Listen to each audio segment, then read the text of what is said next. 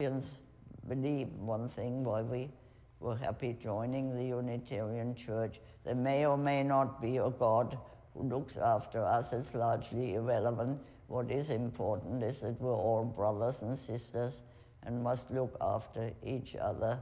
And no matter what color or race anybody is, whether they're Jewish or black or yellow or whatever, we're all one species, humans, and we must all help each other. And I would also include the animal and plant world in that.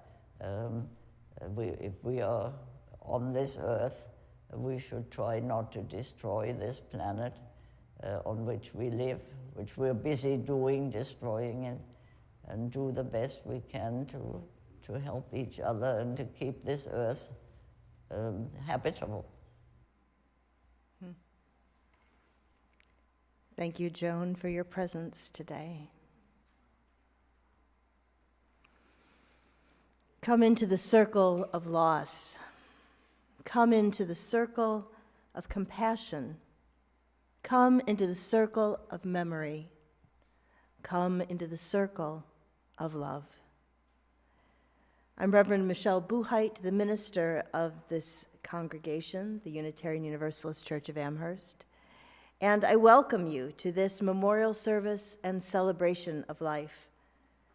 This morning we have gathered to remember and perhaps shed a tear. We are also here to celebrate a life well lived, to offer one another comfort, and to gaze into the mystery that is the end of our lives, to hold one another in sacred trust. As the poet Khalil Gibran reminds us, when you are sorrowful, look again in your heart, and you shall see that in truth you are weeping for that which has been your delight. As a Unitarian Universalist congregation, it is our custom to light a flaming chalice when we gather. And so Joan's granddaughter, Nicole, will help in that endeavor.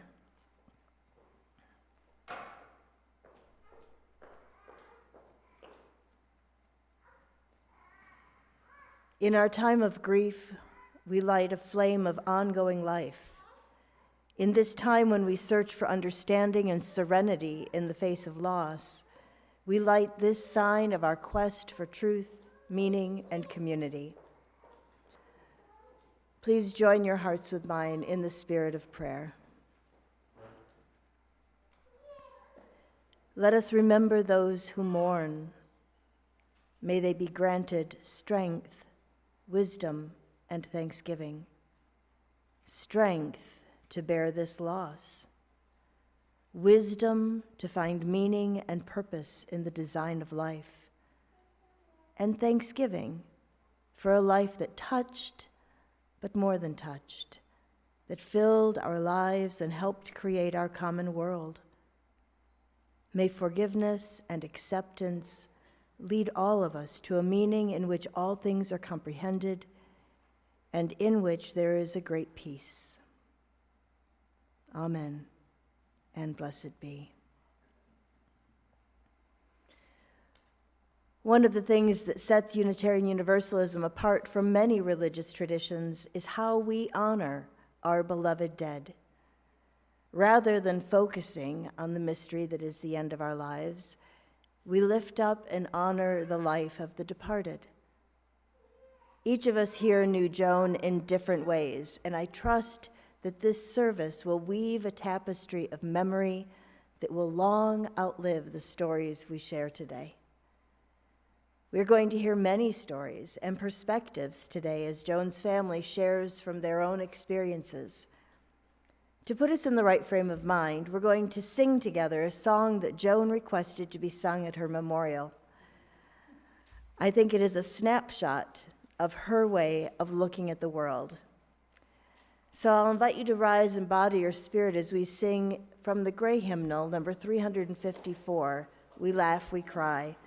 And we'll be singing verses 1, 3, and 4. The words will also be projected up front.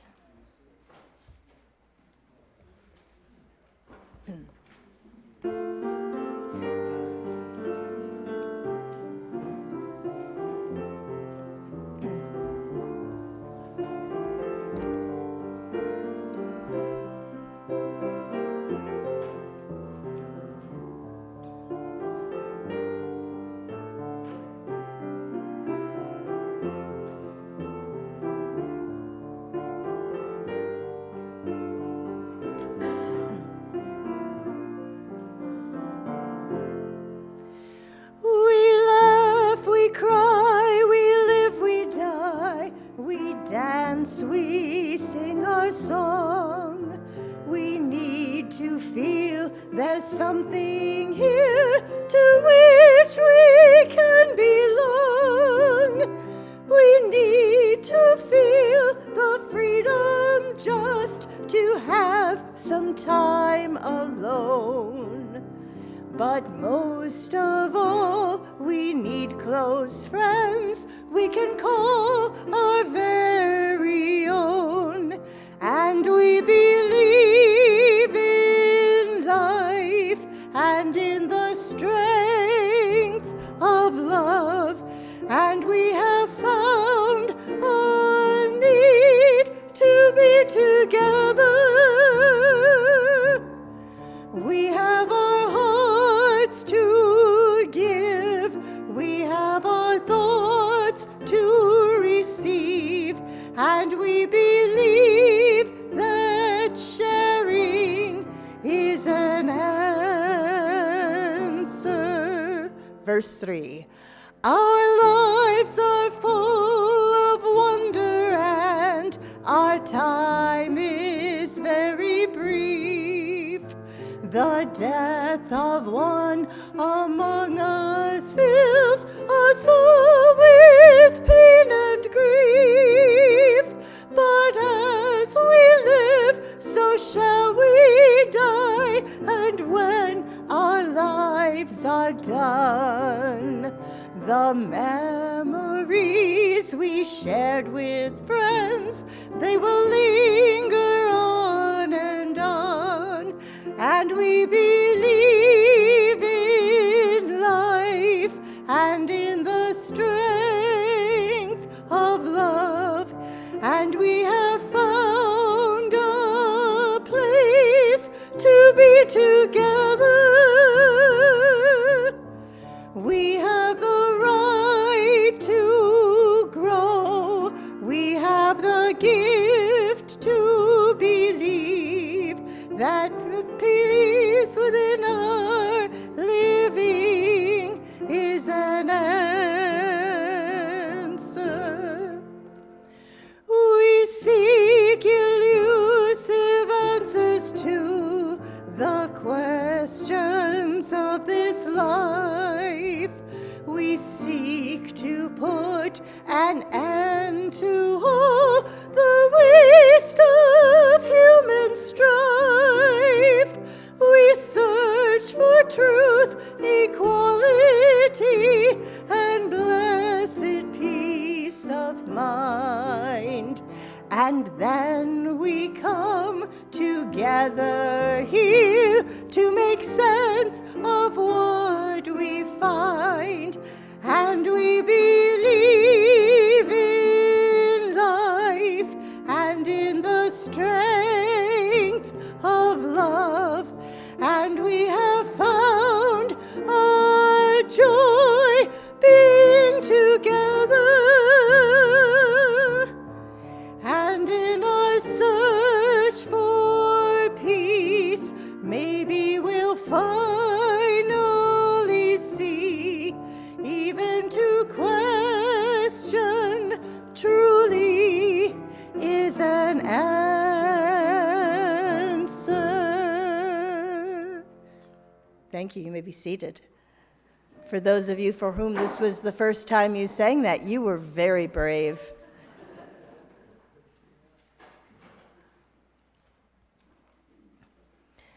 A human life is sacred. It is sacred in its being born. It is sacred in its living. And it is sacred in its dying. We come forth from mystery and are returned to mystery. Today we honor a life well lived through sharing memories and moments in time. I've only known Joan for the past 7.5 years. So although I read both her books, signed by the author and gifted to me, I didn't really have a good picture in my mind of the fullness of the life of this remarkable woman. For those who've known her much longer, you may have a deeper understanding of some aspect of her life and her personality. But I wonder if we all weren't just a little bit awed as we read her obituary. Today you will hear some wonderful memories and context from her family. Joan is survived by her sons, Greg and Alan, 4 grandchildren, Nicole, Nico, Justin, and Camille, and 2 great-grandchildren, Naomi, Joan, and another, Ilana, arriving since Joan's passing. In recent years, Joan was only able to attend church services in person when her sons were in town. However, she would faithfully tune in to the live stream or YouTube when she couldn't be here. I find that remarkable. I am 39 years her junior, and I have a hard time loading apps on my phone. And she was managing the intricacies of connecting via the web. But I guess that shouldn't be too astonishing. Joan was a scientist, after all, with a logical and methodical mind. When I arrived in August of 2015, one of the first things I did was to move the seating in the chapel so that the comfortable chairs that had been all concentrated in the very back were brought forward a bit. Those of you who are enjoying that comfy seat, ha ha ha, yes, I did it for you. Joan and her friend Brigitte quickly claimed a row of the crimson chairs toward the front, right up there. They would sit in their row just off the center aisle on the right side of the chapel, both wearing the assistive hearing headsets, and then they would shout at each other throughout the service because they couldn't hear one another because they were wearing the headsets. They would question ritual elements of the service and make comments during the sermon. And although it sidetracked me a little bit at first, I came to look forward to their comments and questions, and occasionally I would engage them in the service. It was not unusual for Joan to make a beeline to talk to me following a service, either sharing some article she'd read that related to the sermon topic, or offering personal reflections or corrections on what I had just shared. Joan was always direct, and if she disagreed with something I'd said, she let me know. It was in those moments that I could begin to imagine what it must have felt like to be one of her students. She might point out a mistake or something she disagreed with, but those comments did not feel like criticism. I think Joan knew that when we know better, we do better. And she just wanted everyone to do better. I valued her comments and the occasional letter or email outlining our differences of opinion. It never felt like a scolding.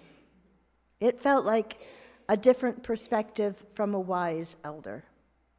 It was a true delight and honor when she invited me to her home for tea and conversation. I don't remember what we talked about those times, but I know I felt deeply blessed by that time spent together. And I know that each of us has been deeply blessed by Joan's presence in our lives. And now I'm going to turn the service to those who knew her best, to her family. And we'll begin with her son, Greg.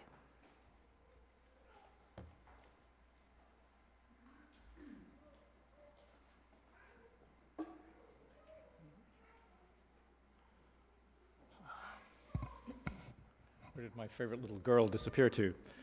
Maybe she's back. Thank you ever so much for being here. My mother, Irmgard Johanna Lorch Staple, or simply Joan to most people, research scientist, mother, wife, professor, writer, a champion for women, naturalist, a hiker, an active skier. My brother will have more to say about the skiing bit soon. Grandmother, great-grandmother, role model, inspiration and friend to so many and to so many of you who are here. born into a Jewish family, and yes, also a member of the UU Church of Amherst for more than 50 years. Where to start? Well, of course, what my mother would do every day when I used to visit her, you do the tree pose if you're going up and down the elevator, and because we're all going up today, you stand on your right leg. You're welcome to try, and hold the tree pose. You have to do this for 3 floors going up and down, of course. And the elevator, you know, is and I'm not sure.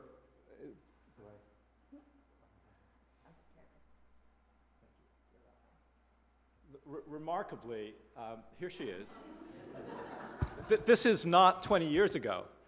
This is October or September of last year.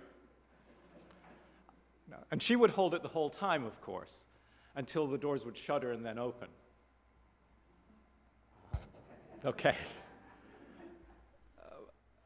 My mother was born on June 13th, 1923 in Offenbach, Germany, which is today a suburb of Frankfurt. It's on the Main River. Her parents were Jewish, and her father was one of the co-owners of a fairly inventive manufacturer of small home appliances, toasters, irons, electric kettles. It was called Rowenta. Later became a global brand, and a few years ago when I was at the Clarence Flea Market, I actually found a Rowenta iron on sale, still in the box for $20. Sold. But of course my mother didn't iron. As she told Wink, my cousin, once, the only thing I ever iron is my skis. Good wax is essential. Like many of us, my mother's childhood loves, including skiing, stayed with her for life, thinking largely here of her love for plants and animals. As she wrote in her memoir, when she was 8, she improvised a terrarium complete with moss, a pet frog, and snails, and she recalled, sometimes I arranged races for my snails, and the frog was allowed to ride the biggest snail. Her home in Offenbach was also home to a trio of parakeets, Pick, Puck, and Peter. She also had a dog, Kuno, whom she adored.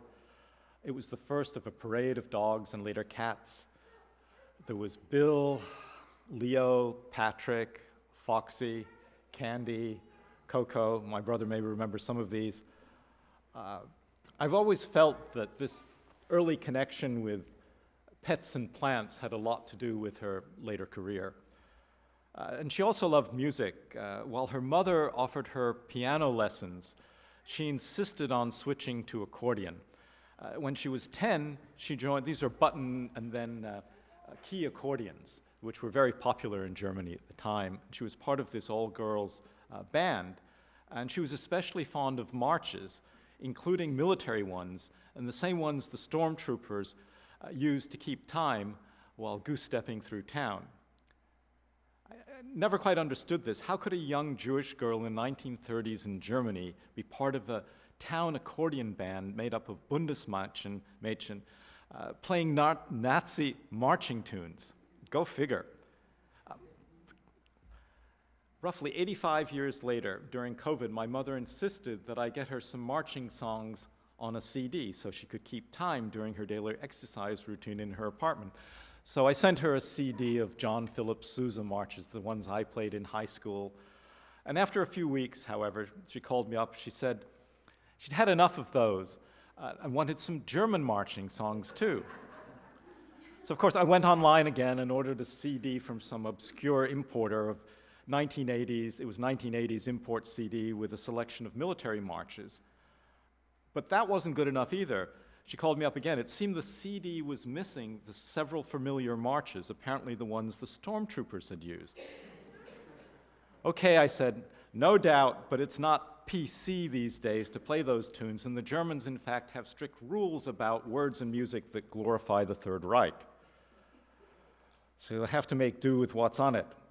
She did, but she was none too happy about that.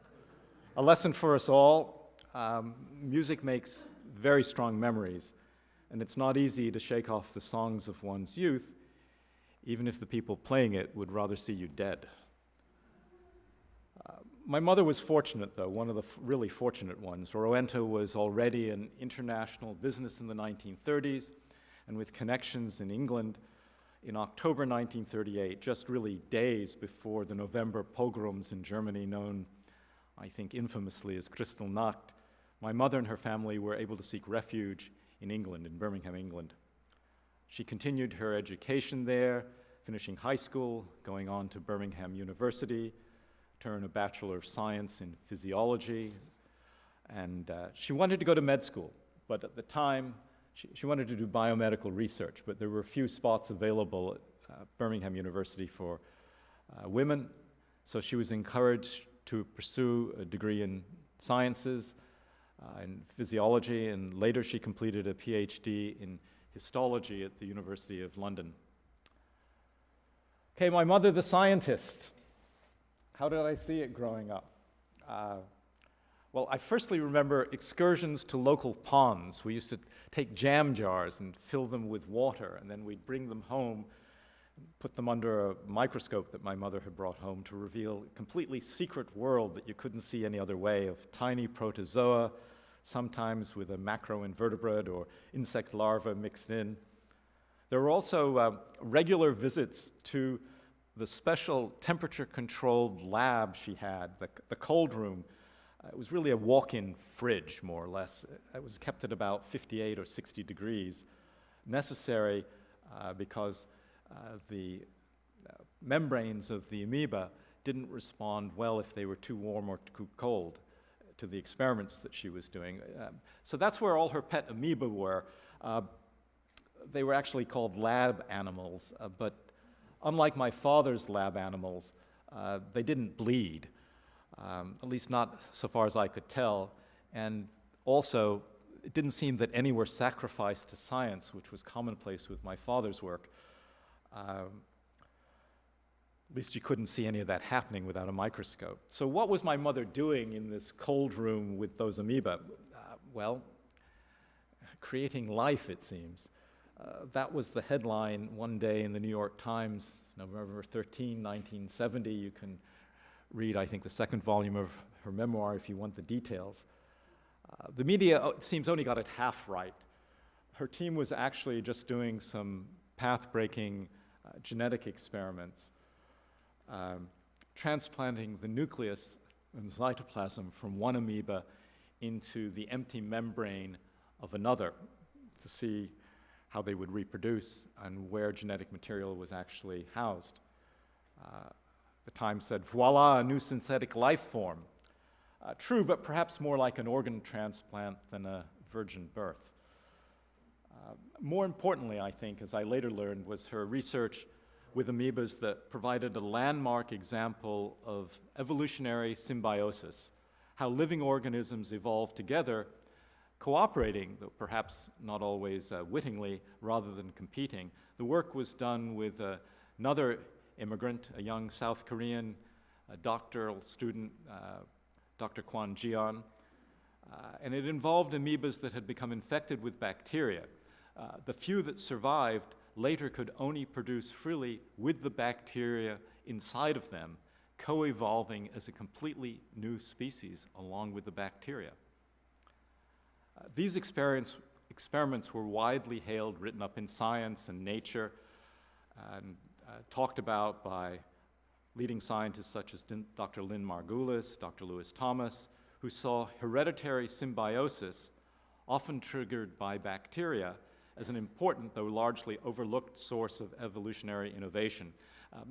Some of you may recall, classic Darwinian evolution says, development of new species turns on the gradual accumulation, usually through mutations, of things that can be inherited. But my mother's experiments with amoeba showed that there was another way to create new species, symbiosis, and that could do so rapidly. And if you Google symbiotic evolution today with a wiki search, as I did recently, you'll see it's now part of the mainstream teaching on evolution. So all of this brings me to another, I think, important part of my mother's career, her lifelong effort to expand the educational and professional opportunities of women in science. Regrettably, she knew discrimination firsthand, though you'd never hear it from her. She was waved off going to med school because there weren't enough places. She was listed as a lab technician while doing her PhD because they couldn't accept PhD students at the time into the University of London program who were women. And then she was hired as an assistant professor at a college at a salary that was well below what her male counterparts were earning. So when she managed her own lab, and she did, and then she was chairman of the biology department at Canisius, she tried to make up for it, promoting women and seeking equal pay for equal work. She knew, however, that equality in the workplace often required a proactive approach, and this is what she told the Buffalo News one day. It's no good treating women as men. If they're married and have families, they have special problems and require special consideration over and above that given to men. If they don't get it, they can't and won't work. My mother, of course, knew this firsthand. She was married with kids in the 1960s and 1970s, and she worked. She was also very devoted to my father, Peter, for almost 60 years. He passed away in 2011. She also tried to do her best for me and my brother, riding me to school on the back of her bike. I remember that well. I was 4 years old in England. And then when we emigrated to the US, she joined the PTA and went to bat for us, making sure we had supplies in schools and handling the run-ins we had with school authorities when our hair was too long or we wore sandals. Those were the days. She also encouraged us to go to an educational science camp in the summers. And of course, weekend after weekend like this, she would drive us out to Glenwood Acres to teach us to ski.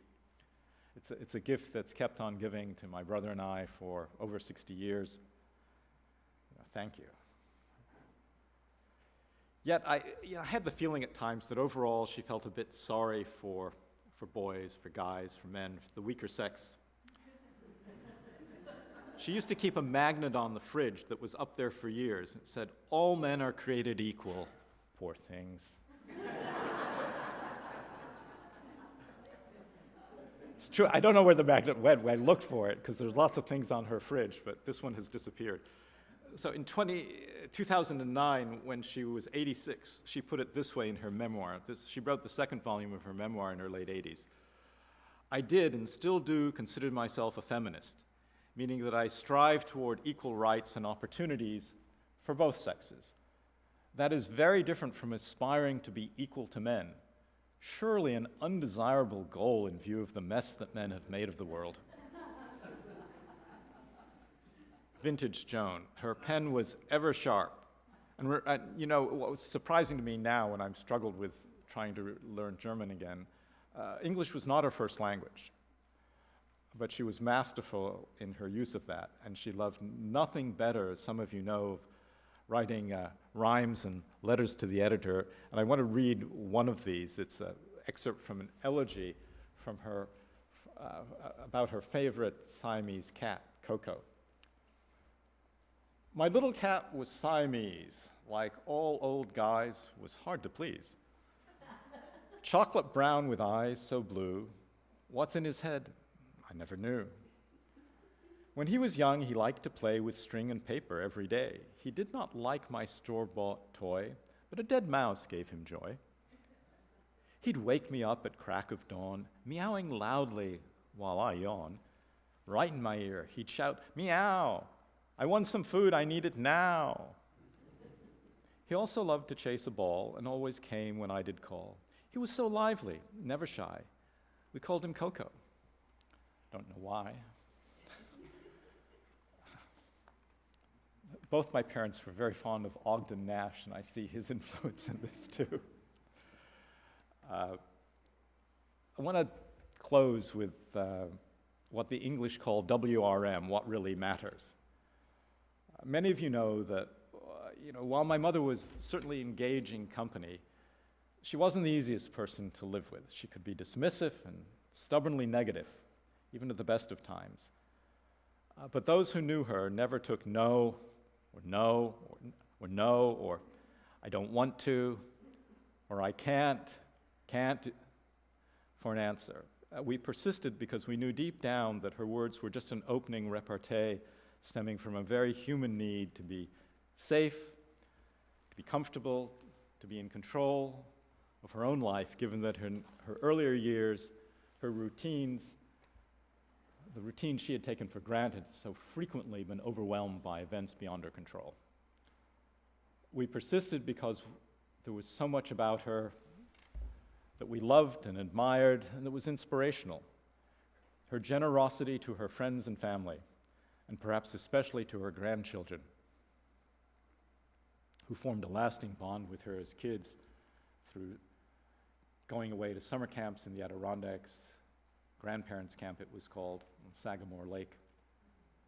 Her generosity to countless students in need, those facing academic or personal crises, and her generosity to so many outright strangers, such as the disabled and the poor. She helped week after week with my father while volunteering for Meals on Wheels, whom she bolstered with private charitable gifts.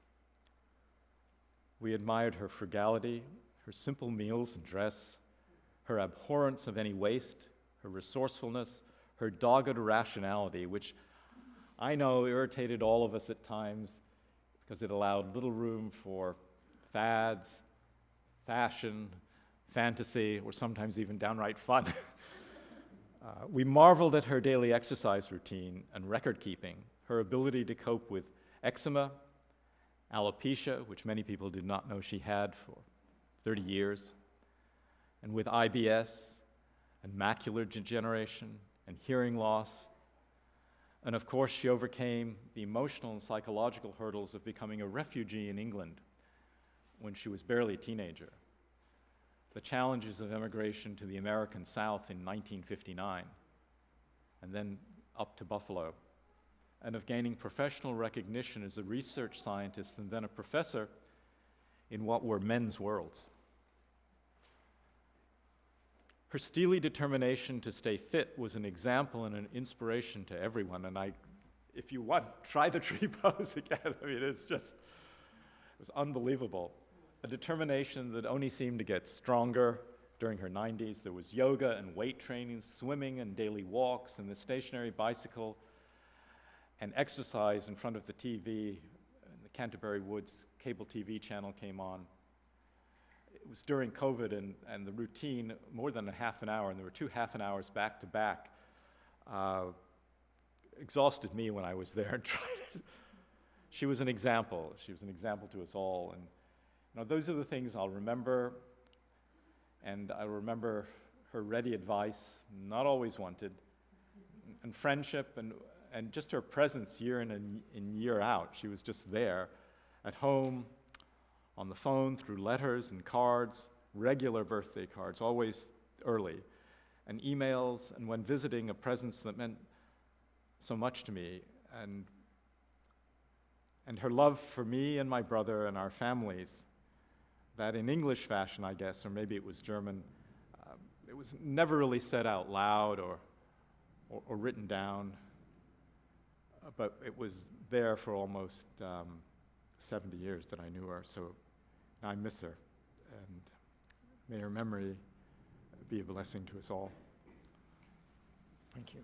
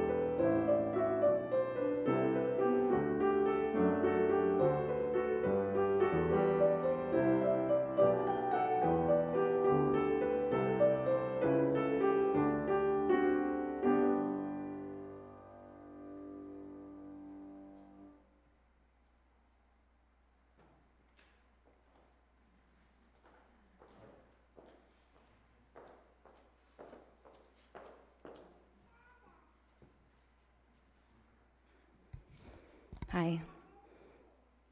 I have my notes on my phone, so I have to bring it up here. That's me. My name's Nicole. I'm Joan's eldest granddaughter.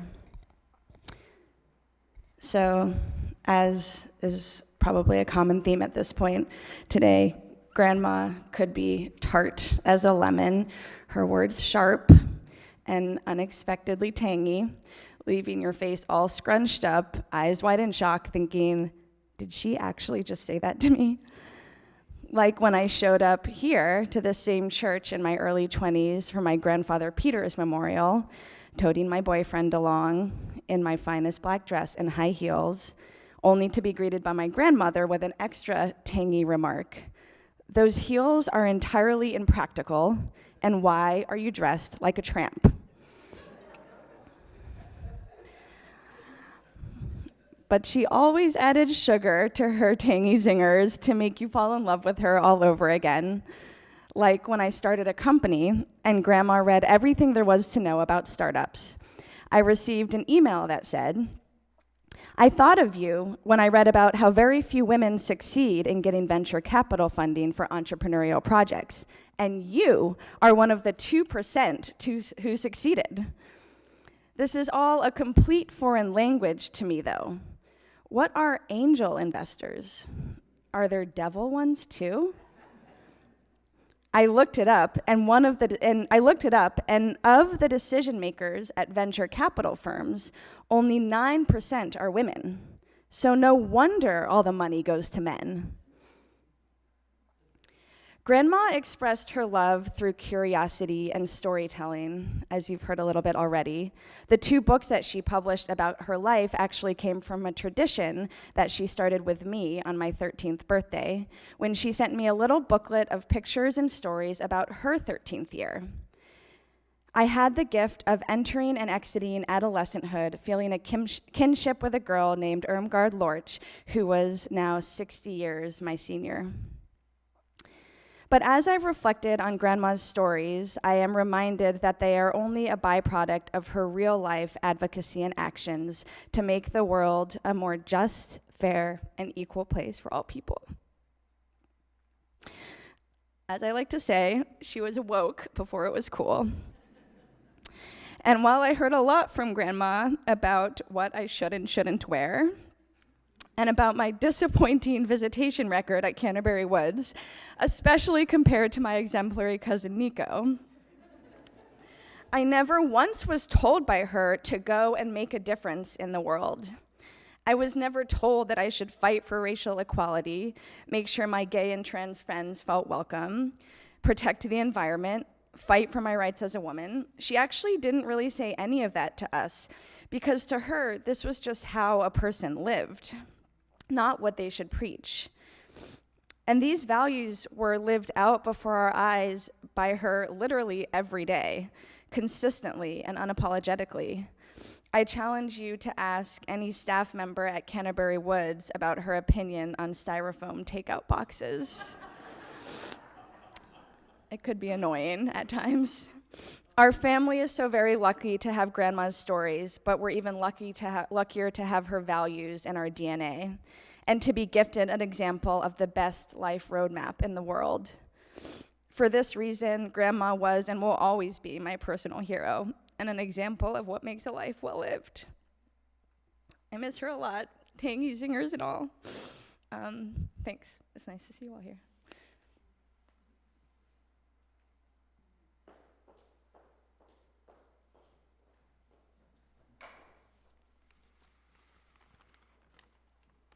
Hi, everyone. I'm Nico, the other one in the picture there. It's from the grandparents' camp that my dad referenced, I think, too.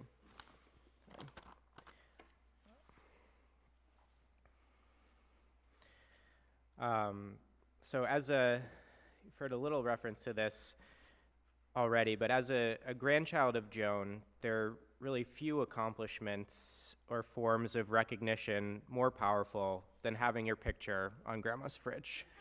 It's really quite a prestigious spot, and only a few are selected for this great honor.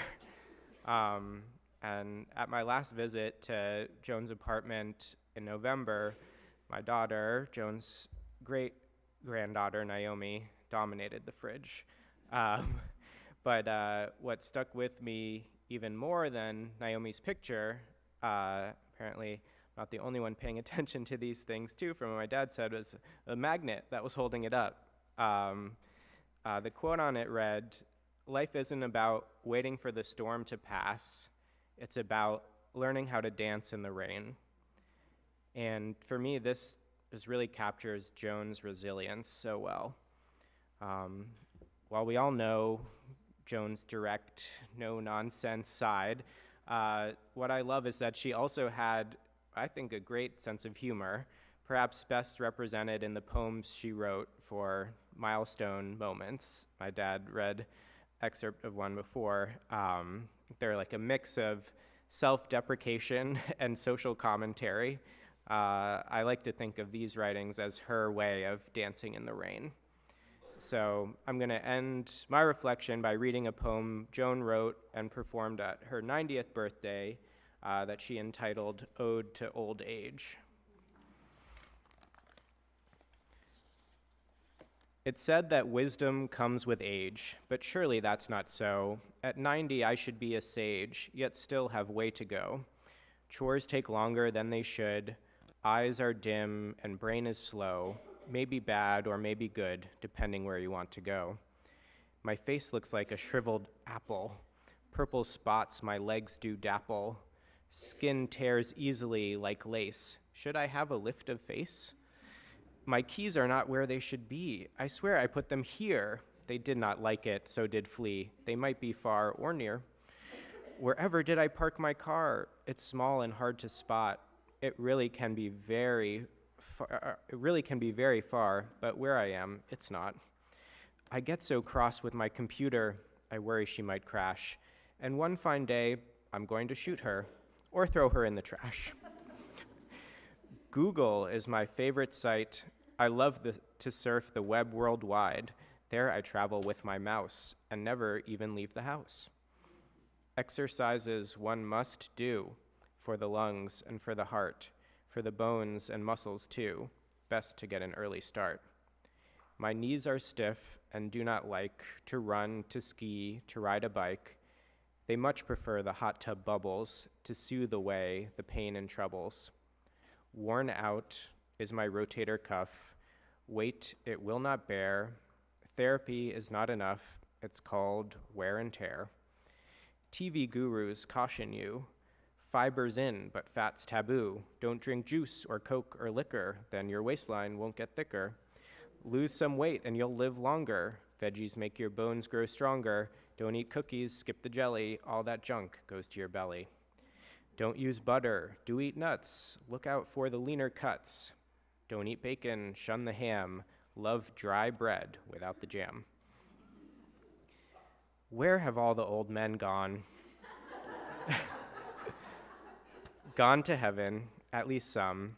Sadly, they don't live as long. Guys are weak, but girls are strong. Food and pills cannot prevent the progress of old age. I wonder where the years all went and why I'm not a sage. None of us will live forever, whether dumb or even clever. Just keep moving, stay upbeat, cry sometimes, but give up never.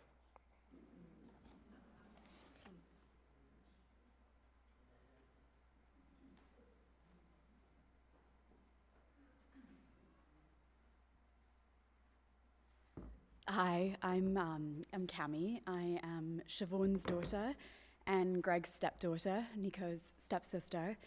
And I come to this grandkid position a little bit more unusually than the other grandkids. I didn't meet Joan as a little girl. I met Joan when I was 11 and Joan was around 80. We were on a family trip to Rehoboth Beach at the time. My mom and I had recently moved from England to Washington, D.C. to be with Greg and be with Nico and start a new family. And Rehoboth was my first time meeting Greg's extended family. His brother Alan, grandkids, Nicole and Justin, my now cousins, and Greg's parents, of course, Joan and Peter. And by age 11, when I met Joan, I thought that I knew a thing or two about the world. By that point, I'd lived in 5 different countries, I spoke 3 languages decently well, and I'd read as many Harry Potter books as I could possibly get my hands on, eagerly awaiting the latest releases. But I didn't know too much about grandparents. My biological grandparents hadn't been part of my life since I was a little girl. So when I met Joan, I didn't really have any expectations of a grandparent relationship. I didn't really know what that might look like. I knew, of course, about TV grandmas and about the stereotypes, the warm, fuzzy, cuddly matriarchs who bake you cookies and pinch your cheeks and tell you just how perfect you are. But as I sized Joan up on that trip to Rehoboth, one thing was very clear. She was not the fuzzy kind. From that point forward, though, Joan, in her quiet, steady way, started to show up for me and started to include me as part of the grandkids. She sent me Christmas and birthday cards every single year without fail.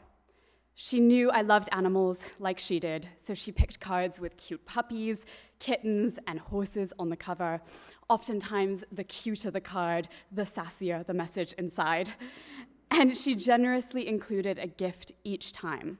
And I remember as a young teenager using her Christmas gifts to buy clothes. I loved fashion at the time. And on one visit to Buffalo, I remember wearing all black, and I thought I looked really chic and really edgy. And Joan looked at me and said, "I hate all black. You look like you're going to a funeral." It was a classic Joan zinger. It was blunt, it was honest, and let's face it, she was probably right. In my early 20s, Joan's Christmas and birthday gifts helped provide a small offset to my exorbitant New York City rent. She'd write in the card, "Get yourself something nice." And I'd look around my tiny East Village apartment with the bars on the windows and its glamorous view of trash cans in the alley, and I'd think, maybe this isn't what Joan had in mind. But to me, it qualified as something nice. In those East Village years and way beyond, Joan always took a really strong interest in my career. So in 2016, I, at the time, was working in fundraising for the Metropolitan Museum of Art in New York, and I left that job to go and travel. I spent 4 months traveling through Iceland, England, Thailand, Vietnam, Bali, Australia, and Japan, and I mostly traveled by myself on this trip. And I remember friends and former colleagues asking me, "Gosh, isn't that unsafe? You know, what are you gonna do when you get home from traveling? What if you leave this great job and you ruin your career and your prospects and so on?" And I remember Joan, when I told her what I was doing, didn't ask any of those questions. Instead, what Joan did was she mailed me a memoir by her friend Jean Redwood called Embassy Days.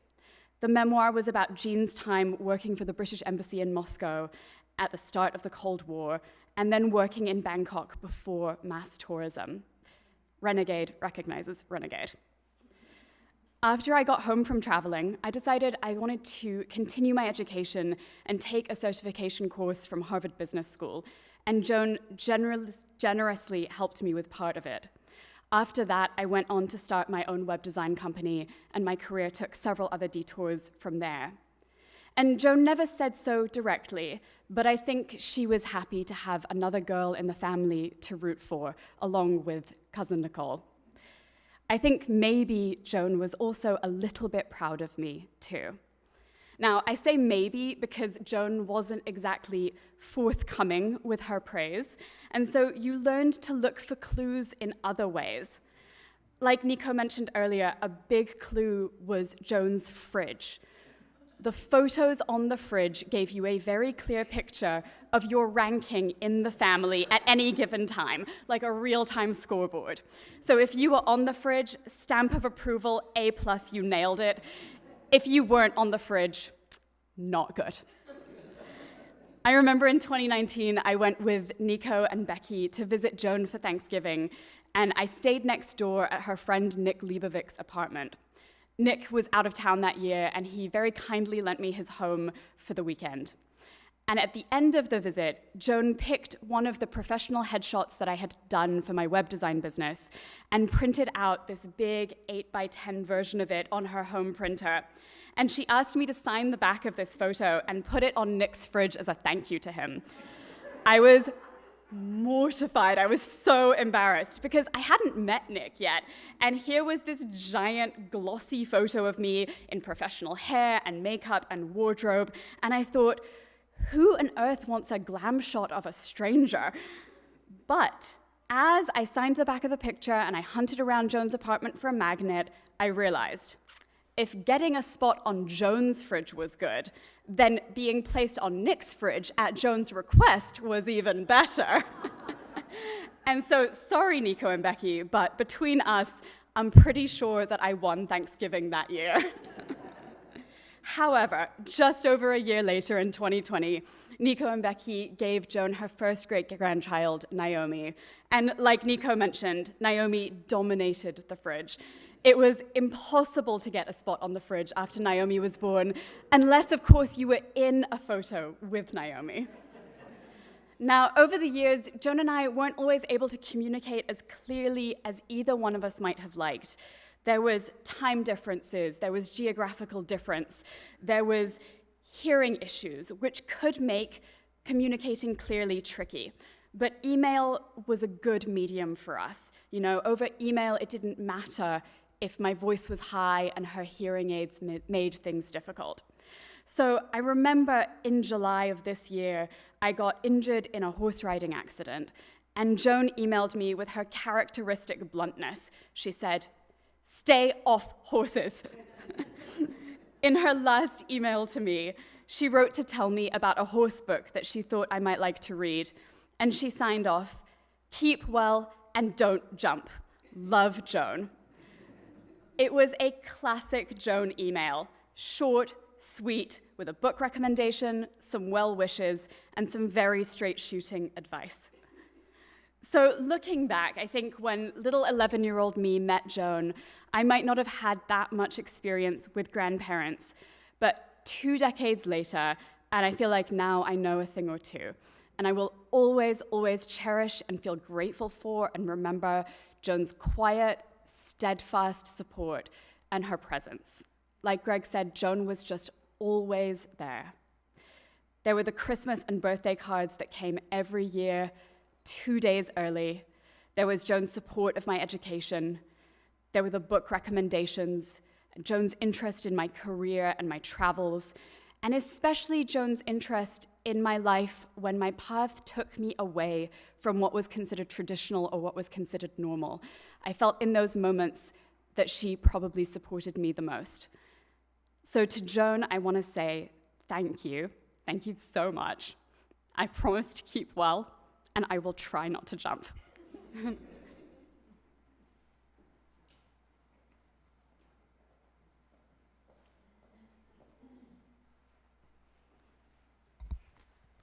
Thank you. My name is Justin, Alan's son. Thank you for coming today to celebrate the life of my wonderful and inspiring Grandma Joan. My grandmother, as you heard, was a trailblazer in so many ways throughout her life and career, and I would learn so much from every visit with her over the last 30 years. As I was always fascinated and inquisitive about her life and career, she was equally always curious about mine. She helped me buy my first high-quality camera to start making films in high school, as well as my first good laptop to start editing those films, and even helped me buy my first car when I needed to pursue my career in Los Angeles. She was always curious about my film and TV work, and I got to share many of my creations with her over the years. It was a great time to get her reactions to these films, and it showed her a peek into a younger generation, much different than hers. She had many opinions on those. I was even lucky enough to sit her down in the subject's chair and interview her over a 2-day period, where she spoke for over 5 hours each day about her incredible life. That one clip you saw at the beginning is from those interviews. The ups, the downs, the trials and tribulations, the professional and scientific breakthroughs, and of course, her love for family and her civic duty to the community around her. Parts of that film will also play in the reception after, in the corner, if you want to see her speak in her own words today. And as you can tell by the turnout here, my grandma touched the lives of so many people of all walks of life, spread all throughout the world, and gathered here today in her memory. She was such an amazing and impactful woman. So I'm so thankful for all the wonderful memories and special times we shared together throughout the years, and I know her memory will live on forever and ever inside each and every one of us here today. Thank you.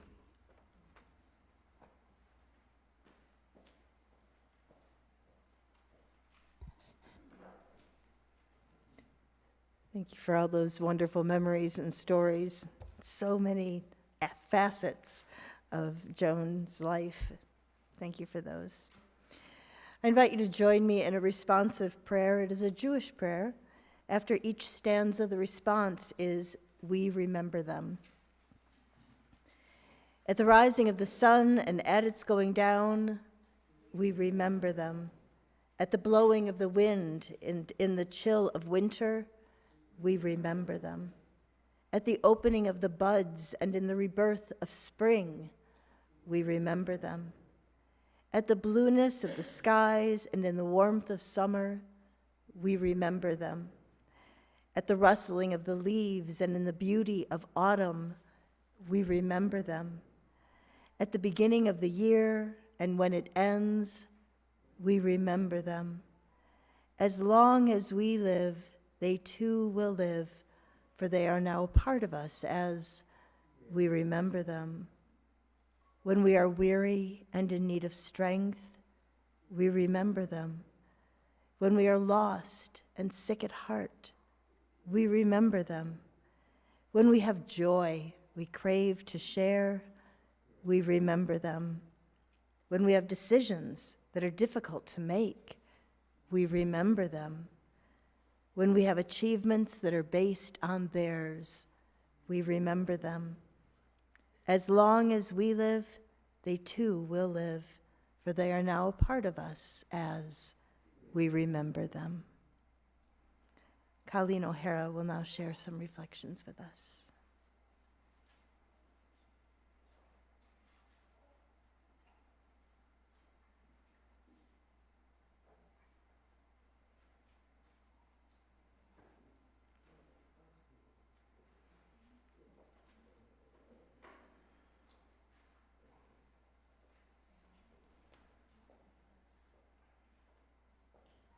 All set?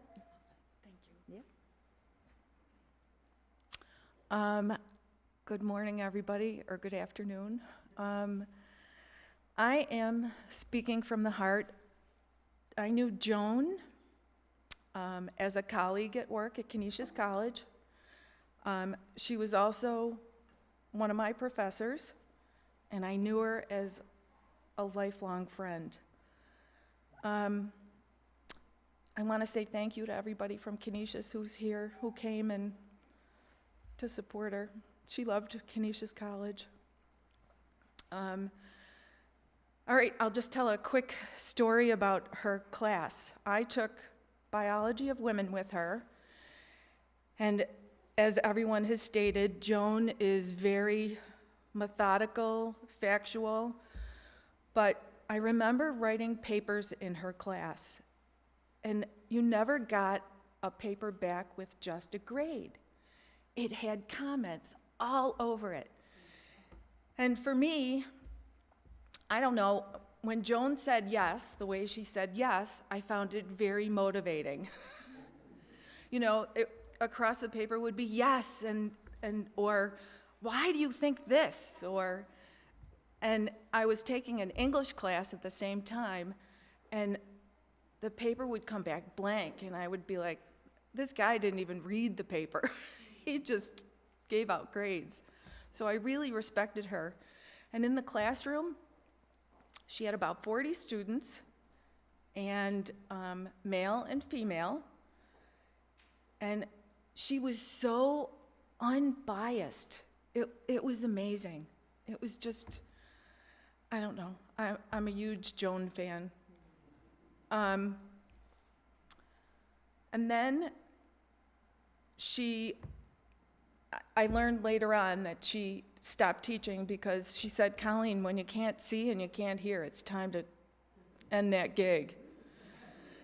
So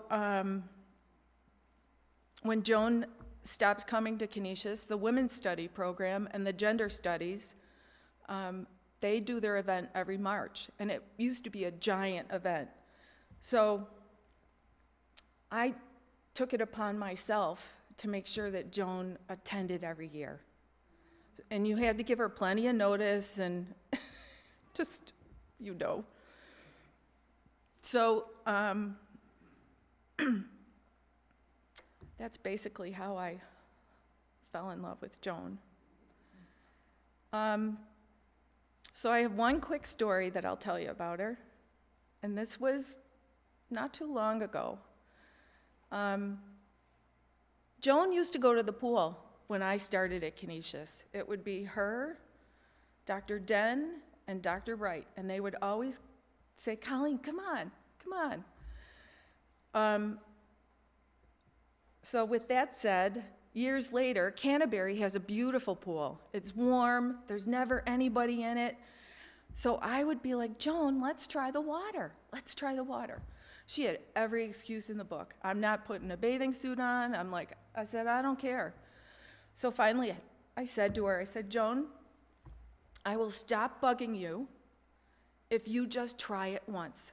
Just try it once. And then you can tell me you never want to do that again.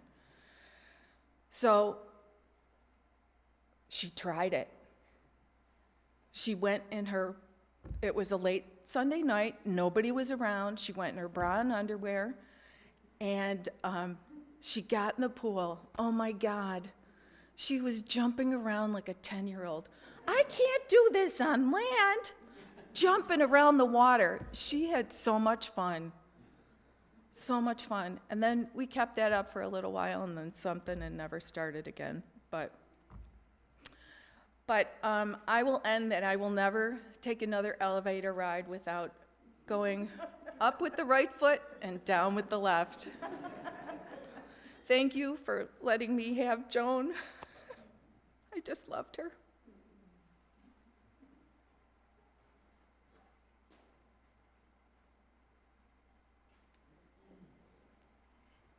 And now we have an opportunity to hear from Nick, whose refrigerator was graced with that photograph. Do you want to just talk from there? I hope you can hear me. I have known Joan almost as long as she's been, I've been in Buffalo. We came about the same time. And to my surprise, when we moved into Canterbury, there was Joan next door to us, our new neighbor. Well, somehow our paths crossed a number of times, and it was not with any planning or foresight. I shall certainly miss Joan. After all that has been said, there's very little I can add about Joan herself, except the thought, there's a time to be born, there's a time to die for all of us, and in between there's a short period of time by which we are judged. And Joan filled that short period with great distinction. Her major achievements were, of course, the transplantation of a nucleus from one cell into another. And then, when Daniele left and the work that he was very much involved in ceased, Joan went to Canisius and became an activist in women's issues, more so than ever, and did that with just as much distinction as she had done anything that she touched. So once again, farewell, Joan. I'll miss you.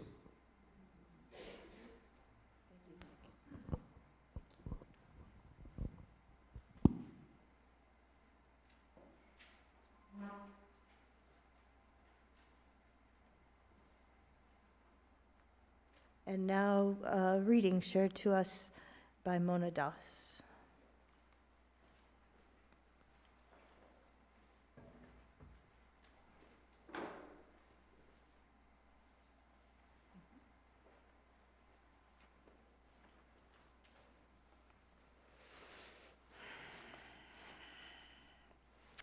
Hello, everybody. My name's Mona. I was a really good friend of Joan's. Yeah, if you imagine girlfriends, I would say that was Joan and me. I know there's often the illusion of being the daughter that she wanted.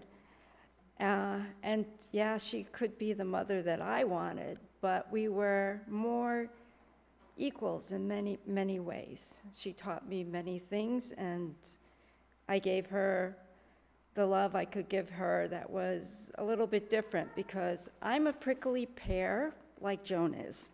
So we had a lot in common.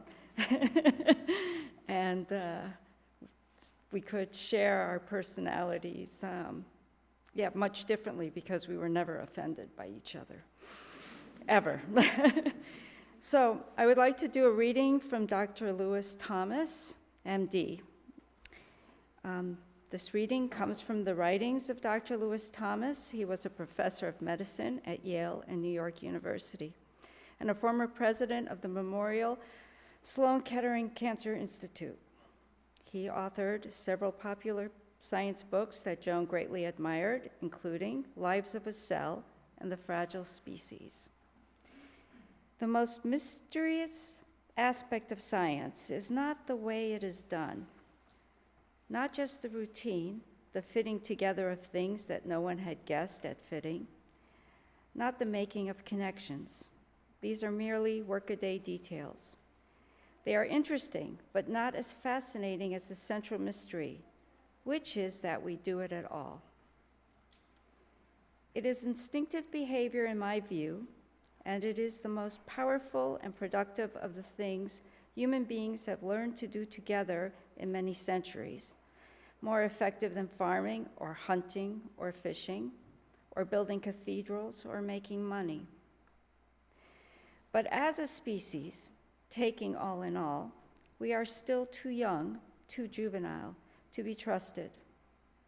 We have spread across the face of the earth in just a few thousand years. No time at all as evolution clocks time, covering all livable parts of the planet, endangering other forms of life, and now threatening ourselves. We are now the dominant feature of our own environment.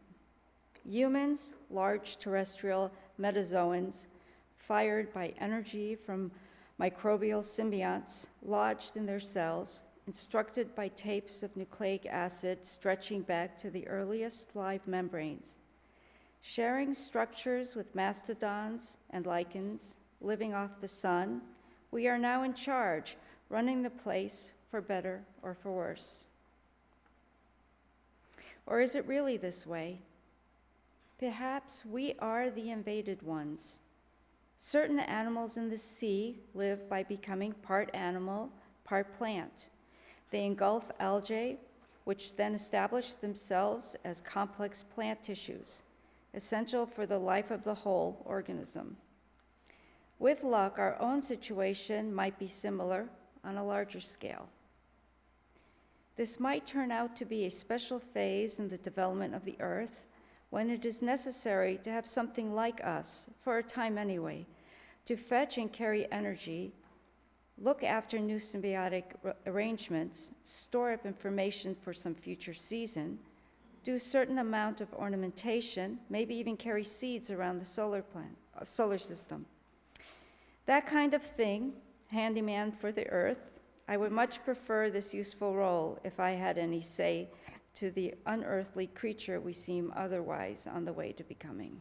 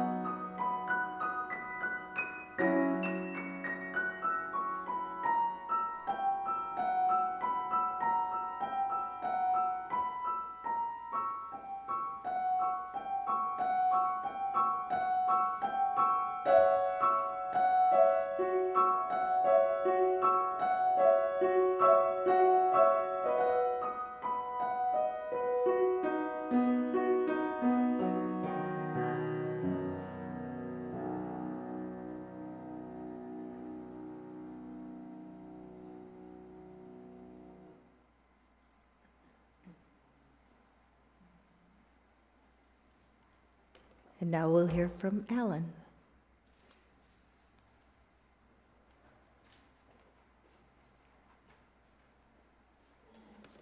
Good morning.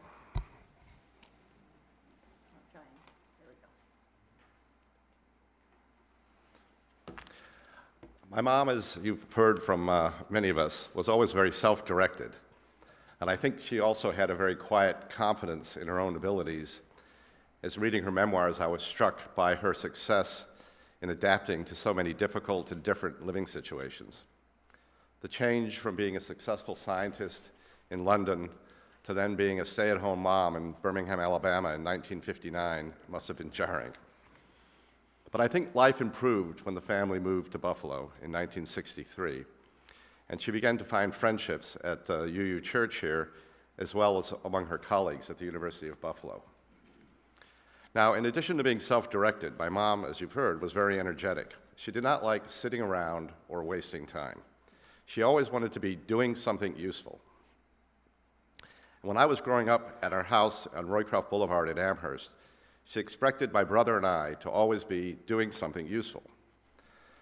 The priority attached to doing something included getting me enrolled in tennis programs at an early age, but getting us all out skiing.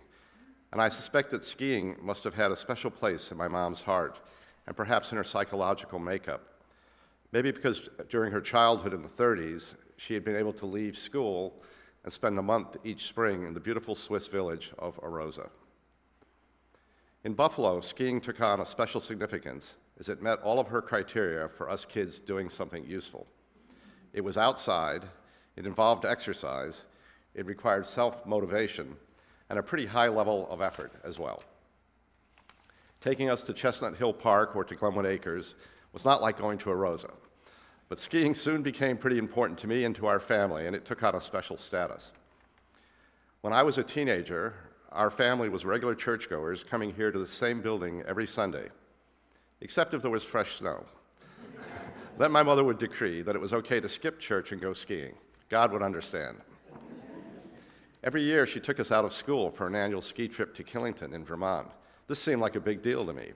She claimed nothing much went on in school anyway, just take a few books with you.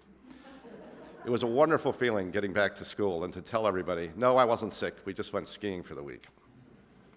And it got better. My mom's brother, Walter, he was also an active skier and lived in England. And when I was 14 or 15, she organized and paid for me to join Walter and his family on a wonderful ski trip in Bettmeralp in Switzerland. This was definitely my idea of doing something useful. Seeing the glamour and beauty of France and Switzerland sparked in me the desire to work and ski abroad, which I was able to do after college. When I finished high school, I told my mom I wanted to take a year off and not go to college. I wanted to go skiing. And she quickly agreed. To her, being a ski bum qualified as doing something useful and a productive activity. And this kicked off a series of events with lasting significance. My mom, with help from her aunt, equipped me with a letter of introduction to Ernie Blake, a German emigre and founder and owner of the famous Taos Ski Valley in New Mexico. And off I went with backpack and skis to Taos. But Mr. Blake was both unavailable and unimpressed when I got there. And so I was sitting unemployed with my skis in the parking lot, in the mud in November. But despite this setback, I managed to succeed at ski bumming in Aspen rather than Taos, and that, I think, cemented my lifelong love for the mountains and skiing. And skiing has become the activity that has brought us Staples together as a family. For many, many years, at Christmas or in the spring, we would gather in Idaho to ski with my mom and to spread the tradition and pass it on to her grandchildren. Following her guidance that skiing was a productive and useful activity, her grandson Justin was allowed to skip school, not for a week, but for a full semester. So he mastered the sport when he was only 8 years old, skiing in Idaho. Grandma strongly approved. Nothing much happened in school anyway. I think for her, as for most of our family, some of our fondest memories of being together are on the ski slopes, a lasting gift that started by chance in Arosa in 1935 and continues to this day. Like many of my mom's interests, she got better with age.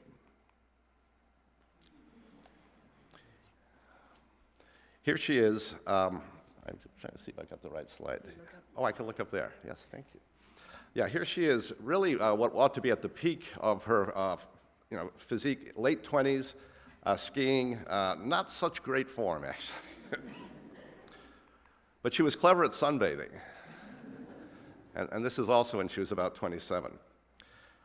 Here we are about 30 years later, and she's beating Justin down the hill in her 60s. And then finally, at age of 72, demonstrating almost perfect form, skiing down a pretty big hill at Grand Targhee in Idaho. She continued to downhill and cross-country ski well into her 80s. She ventured out to Lake Placid with the local Adirondack Mountain Club and traveled to Europe to ski in Norway, Switzerland, and Austria. I remember cross-country skiing with her in Idaho, letting her go first so I could follow behind just to make sure that nothing would go wrong and pick her up as she fell. Pretty soon she was a couple hundred yards ahead of me, and she stopped and said, "Is something wrong with your skis? Did you forget to wax them?"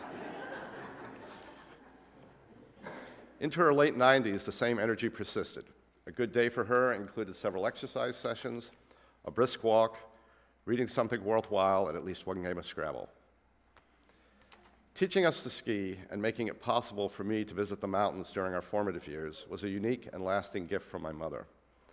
It really has blossomed across the generations of Staples, and for this I think we are all very, very grateful.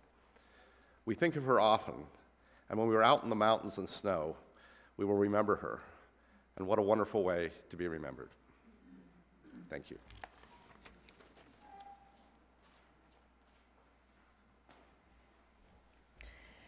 I invite you to join me in singing it again from the Gray Hymnal. Again, the words will be up front. Number 61, Lo, the Earth Awakes Again. And the tune may be more familiar to you than the words. So once you realize what you're singing, join in with great gusto.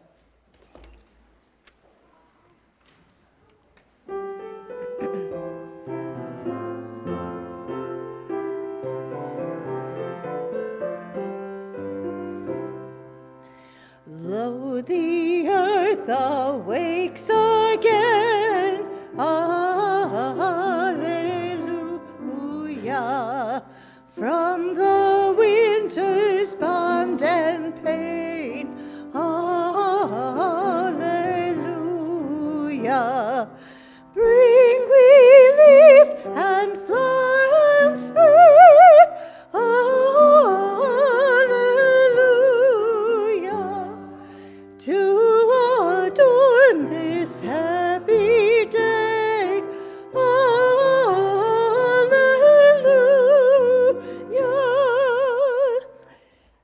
Once again the word comes true, Alleluia.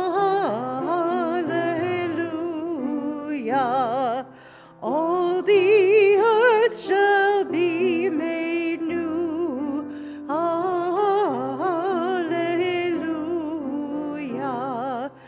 Now the dark, cold days are o'er,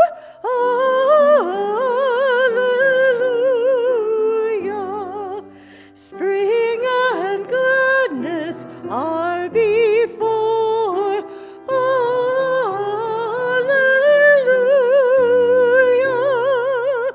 Change then mourning into praise, Alleluia.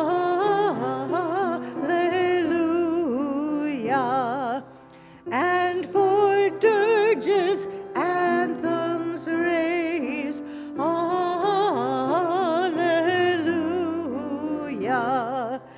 Our spirits soar and sing, Alleluia.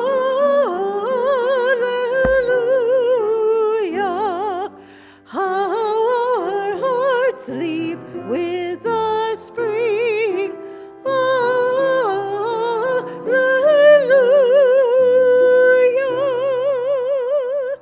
Thank you. You may be seated. Clearly, on a day like this, we are looking forward to all of that spring. I share with you these words from Rabbi Alvin Fine.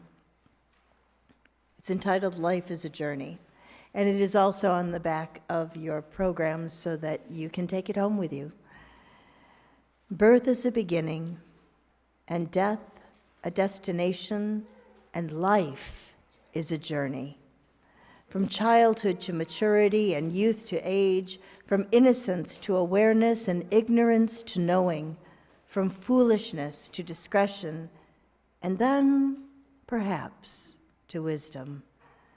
From weakness to strength, or from strength to weakness, and often back again. From health to sickness, and we pray to health again.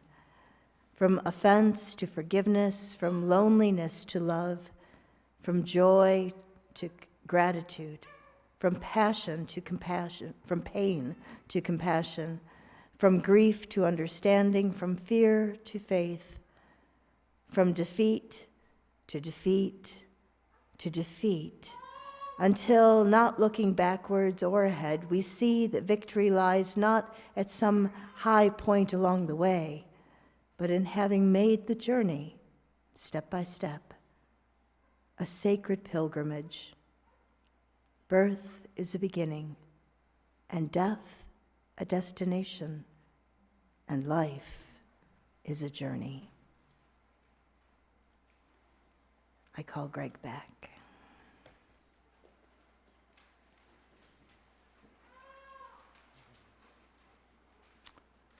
For those who wish and are able, please stand and join me in reciting the Mourner's Kaddish.